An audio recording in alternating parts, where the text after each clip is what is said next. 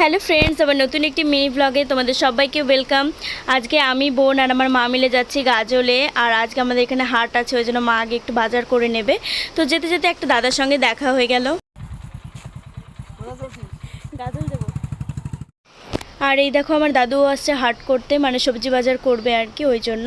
তো আমার বোনও দাদুর সঙ্গে চলে গেল, একটু বাজারের ব্যাগটা নিয়ে আসতে পারবে। আর আমি চলে আসলাম মামা বাড়িতে।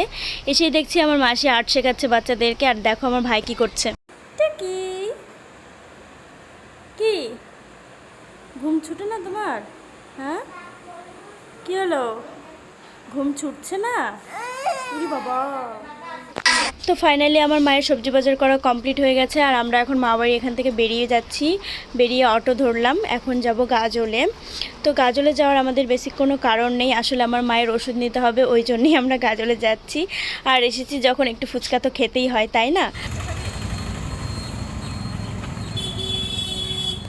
আর আমার কিছু কসমেটিক্স নেওয়ার ছিল, সেগুলো নিয়ে নিলাম। নিয়ে আমরা এখন চলে আসলাম ফলের দোকানে।